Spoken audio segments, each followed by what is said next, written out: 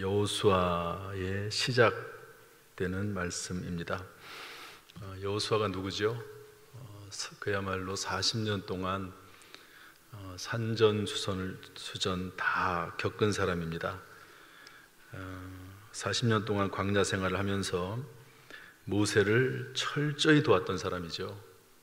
여호수아 장군이기도 하면서 또 모세의 참모이기도 하면서 또 성경에는 모세의 시종이라고 되어 있습니다. 그러니까 모세가 있는 곳에 항상 여호수아가 있었고, 모세가 성막에서 기도하면 그 자리에 여호수아도 있었고, 모세는 거처로 돌아가도 여호수아는 거기 남아서 뒷정리 다 하고 했던 사람이 여호수아입니다. 믿음이 충만해서 다른 모든 사람들은 광야에서 죽었어도 하나님께서 여호수아만큼은 갈렙과 함께 가나안 땅에 들어가게 해주겠다고 했던 사람이 여호수아입니다. 그런데 모세가 가나안 땅을 앞에 두고 하나님의 부르심을 받죠. 그리고 모세의 뒤를 이어서 이스라엘의 지도자가 됩니다. 그런데 그렇게 산전수전을 다 겪었던 사람이 두려워합니다. 왜 그럴까요? 처음 해보는 일이니까. 지금까지는 모세가 있어서 그분의 말에 순종하면 됐죠. 여러분이 리더가 된다는 게 쉬운 일이 아닙니다. 순종하면 되는 일이 제일 편하죠, 사실은. 위대한 지도자를 만나서 그와 함께 동행하고 그분의 뜻을 따라서 그분의 비전과 함께 움직인다고 하는 것은 큰 복입니다. 그런데 그분이 돌아가셨어요. 하나님의 부르심을 받았습니다. 이제는 본인이 그 일을 해야 됩니다. 얼마나 두렵습니까? 그때 하나님께서 여호수아에게 나타나셔서 말씀을 하십니다. 오늘 본문에는 내용이 없지만 하나님께서 여호수아에게 두 가지 그릇을 준비하라고 말씀하십니다. 한번 따라서 할까요? 그릇을 준비하라. 다시 한번 그릇을 준비하라. 지난 주일날 동영상으로 최경주 골프 선수의 이야기를 했습니다. 2024년 작년이죠. SK텔레콤 그 골프 대회에서 우승을 했는데요. 하나님 앞에 기도하죠. 이 대회만큼은 꼭 우승하고 싶다고 그렇게 간절히 기도합니다. 그런데 이제 결승전을 붙었어요. 결승전에서 본인이 이제 골프공을 쳤는데 우물에 빠진 줄 알았는데 다행히 그 우물 안에 있는 섬에 들어갔습니다. 그것을 보고 하나님께서 하셨구나 하는 것을 알았는데요. 그때 어떤 말을 하냐면 최경주 선수가 그 동영상에 보면 하나님께서 여기까지 하셨는데 내가 못하면 안 된다, 그런 말을 해요. 그러니까 하나님의 하실 역할이 있고 그 다음에 내가 해야 될 역할이 있습니다. 다시 한번, 하나님의 하실 역할이 있고 내가 해야 할 역할이 있습니다. 하나님이 다 이루어 놓으셨는데 내가 할 역할을 이루지 못하면 그것이 나에게 적용이 되지 않습니다. 여러분, 구원에 있어서도 마찬가지거든요.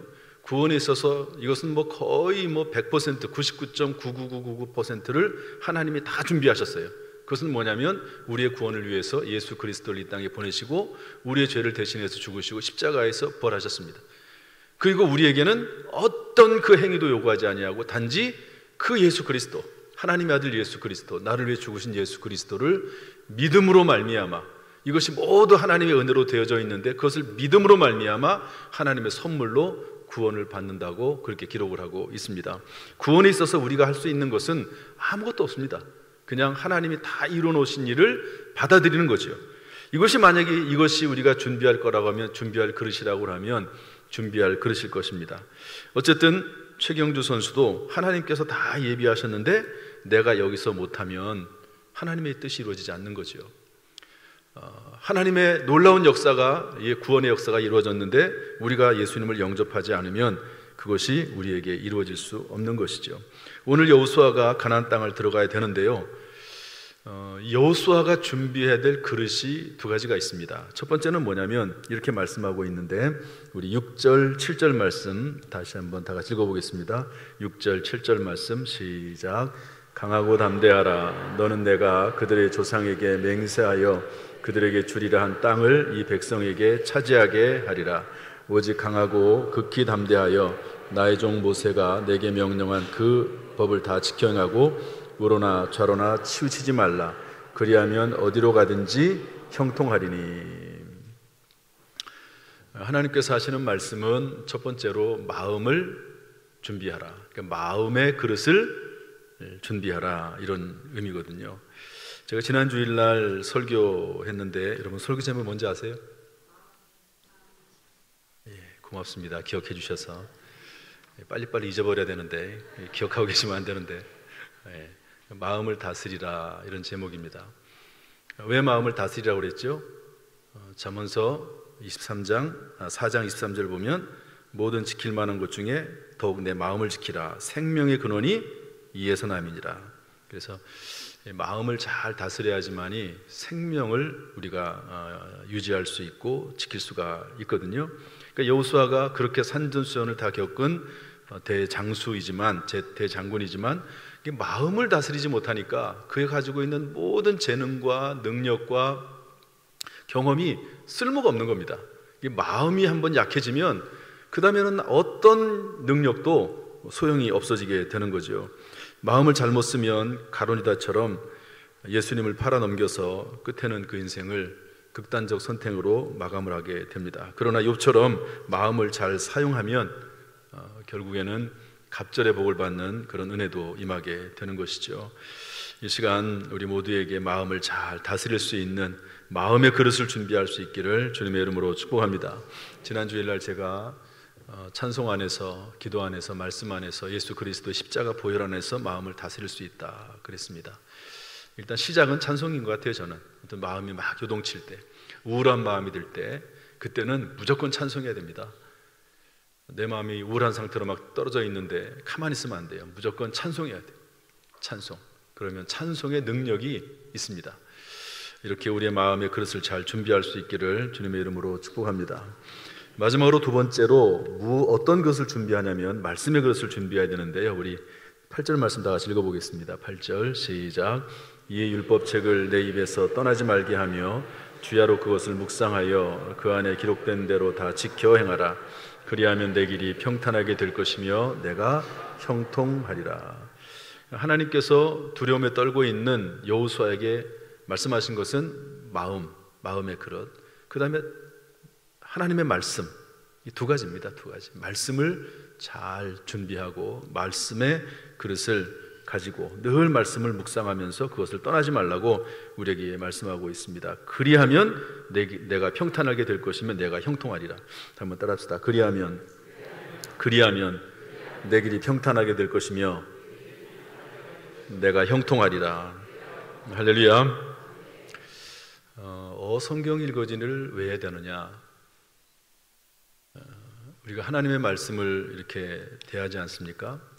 근데 이 성경 말씀이 뭐 다 읽으면 된다 그렇게 얘기하지만 사실은 쉽지 않습니다. 이 성경이 쉬운 책이 아닙니다.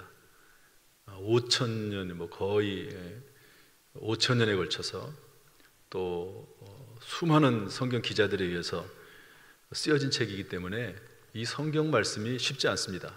성경의 문화를 이해하지 못하면 성경 이해가 안 되거든요. 그러니까 성경 말씀을 이해하기가 사실은 쉽지 않습니다. 그냥 무조건 쭉 읽어나가면 물론 성령께서 조명하시는 것도 있긴 하지만, 그래서 성경을 누군가는 해석을 해줘야 됩니다. 여러분 이디오피아 내시가 이디오피아에서부터 예루살렘에 예배드리러 왔다가 돌아가며 성경을 읽잖아요. 그런데 그 성경을 읽는데 이해를 못하는 거죠. 그래서 옆에 빌립이 따라가다가 그것을 해석해 주지 않습니까? 그런 것처럼 누군가는 해석을 해줘야지만 이해되는 말씀이 성경 말씀입니다. 그래서 교회 목회자가 있는 것이고 어린아이들에게 교사가 있는 것이고 또 부모가 아이들에게 하나님의 말씀을 가르쳐 주는 것이죠. 그래서 이 성경 말씀을 이해하기 위해서 우리는 성경 읽어진을 읽는데요. 이 성경이 읽어진을 배우는데 이것은 성경 자체를 공부하는 것도 있지만 어떻게 보면 성경의 전체 구조를 배우는 시간입니다. 성경의 전체를. 그래서 이 성경의 큰 그림을 알면 이게 잘못 나가지 않게 되는 거죠. 그 성경을 읽다 보면 이 부분 내가 지금 읽고 있는 부분이 이 부분이구나. 이 부분은 처음부터 창세기부터 요한계시록과의 과정 속에서 어떤 부분에 해당하고, 그래서 성경을 이해할 수 있는 그런 힘을 길러주는 것이 이 과정이라고 볼 수가 있습니다. 그래서 여러분들이 성경 읽어지는 이 공부를 꼭 해야 돼요. 교회 다니는 분들은 꼭 해야 됩니다. 오늘 제가 교육자들 성경 공부 시간이 있어서 이런 얘기를 했습니다. 앞으로 우리 교회에 오시는 분들은 기본적으로 어떤 공부를 해야 되냐면, 처음에 우리가 등록을 하면 우리 교회는 등록 신청이라고 합니다. 등록 신자가 아니에요. 그냥 등록 신청을 한 겁니다. 그러다가 등록 교인이 되는데, 그러려면 사랑있는 만남 7주 과정을 공부를 해야 됩니다. 그러면 세례도 받을 수가 있거든요. 이것은 성경의 66권의 핵심적인 내용을 7주에 걸쳐서 이 사랑이라고 하는 관점으로 풀어놓은 것이 이 7주 과정입니다. 사랑의 관점으로. 여러분, 우리 어성기 읽어주는 전에는 하나님을 어떤 관점으로 바라본 거죠? 하나님은 왕이시다. 왕의 관점으로 성경을 쭉 풀어나간 거거든요. 그런데 7주 과정 사랑 있는 만남은 하나님을 사랑의 관점으로 풀어나간 거예요. 이거를 통해서 복음을 전하고 예수님을 영접하게 하고, 예수 믿은 다음에 어떤 삶을 살아야 되고, 성경이 무엇인지 이런 것들을 배우도록 구성이 되어 있는 겁니다. 이걸 하면 정식 우리 교회 등록 신자가 되고 세례를 받을 수 있습니다. 그리고 우리 교회 이제 집사 직분 어느 순간에 주게 되는데, 집사 직분을 받으려면 적어도 성경이 읽어지는 이 과정은 16주 과정을 공부해야 되겠다라고 하는 게 저의 생각이에요. 교회 나와서 집사 직분을 받는데 뭐 성경을 한 번도 못 읽고 집사 직분을 받는다. 물론 그럴 수도 있긴 하겠지만, 성경을 읽고, 그리고 성경을 읽을 수 있는 어떤 큰 그림을 가질 수 있는 이 성경이 읽어지는 이것을 통해서 성경을 좀 쉽게 접할 수 있는 그런 과정을 해야지만이 집사 직분을 주는 것이 본인에게도 좋겠다 하는 생각을 해보게 됐습니다. 그리고 나서 이제 중직자가 되죠. 집사님을 이제 다음에는 권사, 안수집사, 또 장로님들 되시잖아요. 그때는 그 엠마우스 영성 훈련, 여러분 엠마우스 영성 훈련을 강조하는 이유 중에 하나가 뭐냐면, 그것은 엠마우스 영성 훈련은 딱 한 번밖에 못 갑니다. 두 번도 받아주지 않아요. 두 번째 가려면 그때부터는 스텝으로 봉사자로 가게 되어 있습니다. 그런데 독특한 그런 체험의 시간이거든요. 주제는 사랑입니다. 그래서 사랑으로 섬기는 거, 또 섬김을 받는 거, 16배의 강의가 있어요, 그 안에. 그런데 중간중간에 뭐 재밌는 이야기들, 뭐 감동적인 이야기들을 많이 하지만, 사실은 16개의 강의로 진행이 되는 것이 그 엠마우스 영성 훈련입니다. 우리나라의 또 우리 교단과 타교단의 훌륭한 강사들이 16번의 강의를 하게 되어 있습니다. 그러니까 그런 시간, 섬기는 것이 무엇인지를 배우는 시간, 그러면서 세족식도 하고, 그러면서 거기서 얻는 독특한 체험이 있습니다. 그런 체험들을 해볼 필요가 있겠다. 적어도 중직자가 되려면 그런 생각을 해보게 되고, 그 다음에는 지방에서, 이건 뭐 우리가 원하든 원하지 않든지 간에 지방에서 하는 2번의 교육이 있습니다. 그것을 하고, 그 다음에 여기에다가 장로님들은 뭘 해야 되냐면요, 지방에서 하는 시험을 치르게 되어 있습니다. 시험, 성경 시험 봐야 돼요. 모르셨죠? 성경 시험 봐야 되고, 또 성경 말고 또 다른 시험이 있습니다. 그 시험을 통과해야지만이 되는 거거든요. 그리고 여태까지 떨어진 사람은 없어요. 근데 어떤 방법이 됐든지 간에 뭐 재시험을 치르든 뭐 어떻게 하든지 간에 통과는 다 되죠. 왜냐하면 교회에서 사무총 해가지고 통과시킨 분을 지방에서 이렇게 떨어뜨릴 수는 없거든요. 그러니까 뭐 어떤 방법을 해가지고 세워주긴 하지만 시험도 치르게 돼 있고 그렇게 되어 있습니다. 아무튼 이런 과정들이 이렇게 중간중간에 하나님의 말씀으로 잘 양육되는 그것이 필요하다 하는 것을 생각을 해보게 됩니다. 제가 뭐 강조하고 또 강조하는 거, 그게 뭐냐, 구원과 선한 일인데 한번 따라합시다. 구원과 선한 일. 구원은 하나님의 은혜로 믿음으로 선물로 받습니다. 이것은 1초면 끝나고요. 그리고 이것은 법적인 겁니다. 신분의 변화입니다. 한번 따라합시다. 구원은 법적인 변화고 신분의 변화다. 우리가 이것을 정말로 잘 이해를 해야 되는데요. 왜 그러냐면 제가 이것을 이해를 못했어요. 교회에서 가르쳐주질 않아요. 예수 믿으면 그 사람이 영접하는 자, 그 이름을 믿는 자들에게는 하나님의 자녀가 되는 권세를 주셨으니 하나님의 자녀가 되는 겁니다. 법적으로 우리가 태어나면 부모의 자녀가 되듯이 영적으로 태어나면 하나님의 자녀가 되는 것이고, 그리고 예수 그리스도의 보혈 안에서 우리가 한 가족이 되는 거죠. 이것은 법적인 겁니다. 그런데 여러분, 자녀가 태어났다고 해서 그 자녀가 완전합니까? 그 자녀가 거룩한 삶을 삽니까? 그 자녀는 말썽도 피우고 잘못도 하죠. 그러나 그럼에도 불구하고 그 아이는 내 아들이거든요, 내 딸이거든요. 그런 것처럼 우리가 예수 믿고 구원을 받아도 그 삶이 그리스도인답지 않은 삶을 살 수 있습니다. 왜냐하면 그리스도인이 된 것은, 예수 믿고 그리스도인이 된 것은 법적인 거거든요. 철저하게 하나님께서 우리를 의롭다고 인정해 주는 것뿐입니다. 그것을 뭐라고 하냐면 칭의라고 해요. 칭의. 오늘 아까 가사에도 보면 이신칭의 로마서 이런 말이 나오잖아. 이신칭의. 그 뭔지 아세요? 노래는 하시지만 이신칭의가 뭔지 아세요? 예? 예, 이신, 믿음으로써 칭의, 의롭다고 칭해 주는 거예요. 의로운 게 아니에요. 의로운 게 아니고 의롭다고 칭해 주는 거예요. 그냥 하나님이. 의롭지 않아, 사실은. 저나 여러분이 의롭지 않아요. 그런데 하나님께서 예수 그리스도의 십자가의 보혈로 덮어주셔서 그냥 의롭다고 인정해 주시는 거예요. 이게 구원입니다. 그런데 구원받은 사람은 선한 일을 하며 살도록 지으심을 받았다고 에베소서 2장 10절에 그렇게 말씀하고 있거든요. 선한 일은 여러 가지가 있습니다. 어쨌든 선한 일을 하기 위해 살고 있는데, 선한 일을 하려면 선한 일이 뭔지를 알아야 되잖아요. 성경을 알아야 됩니다. 그리고 성경을 읽으면 하나님 주시는 은혜와 지혜와 능력이 있습니다. 기도하는 가운데 하나님도 힘을 주시기도 합니다.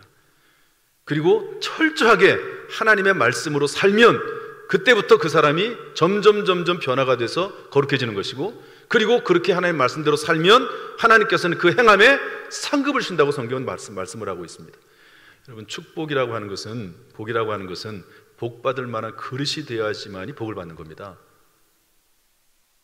자격이 없는 사람이 그 자격을 가지게 되면 그 자격을 악용하게 됩니다. 그러면 다른 사람도 저주거리가 되고 본인도 저주거리가 되거든요. 그러니까 내가 그 자리에 있을 만한 자격이 갖춰져야지만이 그게 진짜 복이거든요. 우리가 복을 받는 것은 하나님이 말씀대로 살면서 내가 스스로 변화가 되면서 하나님과 동행할 때, 그때 하나님 주시는 그런 자격을 얻어서 복된 인생을 살게 되는 거거든요. 제가 오늘 새벽에도 말씀드렸는데 얘기하고 마치겠습니다. 우리 신앙생활 하다 보면요, 어려운 일을 당하게 되거든요. 그런데 그 어려운 일을 당하면서 우리가 신앙이 성장하고 성숙하게 되어 있습니다. 지난 월요일 날 화요일에 있는 누구를 만났는데 너무너무 힘들다는 거예요. 힘들어.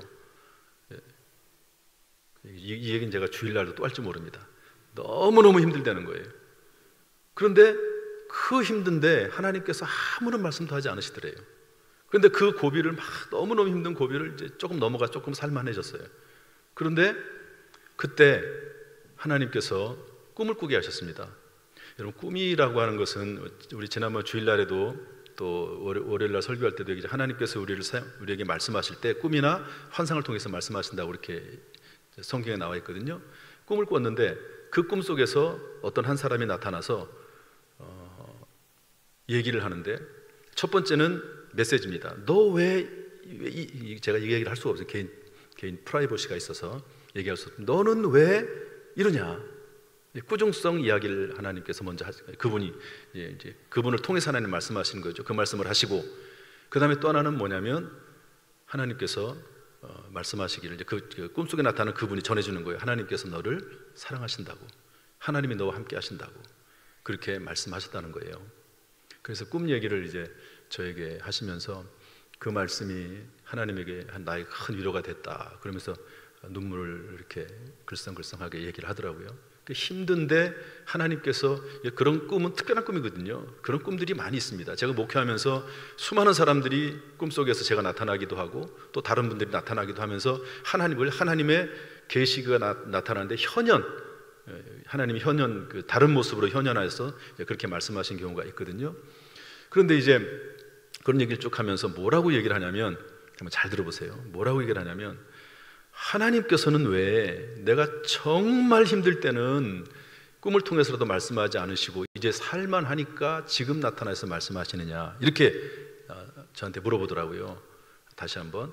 정말 힘들 때는 하나님이 들리지도 않고 보이지도 않고 그러시는데 왜 그때는 안 나타나시고 지금 말씀하시느냐? 여러분 거기에 대해서 뭐라고 대답하실래요? 새벽에 나오신 분들은 알겠지만 제가 뭐라고 대답을 해줬냐면 힘들어야 되기 때문에 그렇다고 그랬어요. 그때는 힘들어야 되기 때문에 그렇다고 얘기했습니다. 여러분 사람이 힘들 때는 힘들어야 돼요. 별로 동의가 안 되세요? 정말 힘들 때는 힘들어야 됩니다. 힘들어야지 사람이 철저히 낮아지고 철저히 하나님만 의지하게 되고 힘들어야지만이 철저히 그 사람의 근본적으로 신앙 체질이 바뀌어버립니다. 운동할 때 힘든 운동 하잖아요. 근데 힘들게 운동해야지 설렁설렁 운동해서는 근육이 안 생겨요. 아주 심하게 운동을 해야지만이 근육이 생긴답니다. 저는 심하게 운동한 적이 없어가지고 물론 중학교 때는 뭐 심하게 운동을 했지만 그러니까 아마 저는 중학교 때 그 근육 가지고 지금도 사는 것 같아요. 중학교 때 저는 근육량이 많습니다. 제가 이래봬도 토실토실해 보여도 근육량이 좀 많습니다. 그러니까 힘들 때는 힘들어야 돼요. 그걸 극복하면 이제 영적인 체질이 변화가 되고 성장하게 되는 거죠. 오늘 여호수아가 정말 힘든 때를 지내고 있습니다. 그런데 힘들어야 돼요. 여러분들에게 힘들라고 하는 건 아니고 어쨌든 안 힘든 게 가장 좋아요. 평소에 성경 말씀 많이 읽고 성경 말씀에 따라 순종해 살고 그러면 괜히 쓸데없이 어쩔 수 없이 겪는 하나님께서 그 사람을 사용하기 위해서 힘들게 하는 것은 어쩔 수 없어요.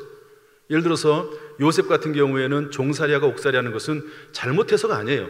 하나님이 쓰시려고 하다 보니까 그 사람을 성장시키려고 그렇게 하는 거예요. 일부러. 그거는 어쩔 수가 없어요. 그거는 그냥 그 힘든 그 어려움 속에서 그냥 살아야 돼요. 그 시간이 지나야 돼요. 어쩔 수가 없습니다. 그거는. 왜냐하면 하나님이 그 사람 쓰려고 하는 거니까. 그러나 쓸데없이 당하는 고난이 있거든요. 자기가 실수하고 잘못하고 불순종하고 그래가지고 당하는 어려움은 안 받는 게 좋습니다. 오늘 이렇게 성경 읽어 전에 수료하게 된 거 정말 축하드리고요. 오늘 이 배웠던 말씀이 정말 그 뼈에 새겨지고 살에 새겨지고 또 피에 새겨져서 평생 이 말씀이 생각나고 이 말씀대로 살아서 하나님 앞에 영광이 되고 복된 인생이 되기를 주님의 이름으로 축복합니다. 기도하겠습니다.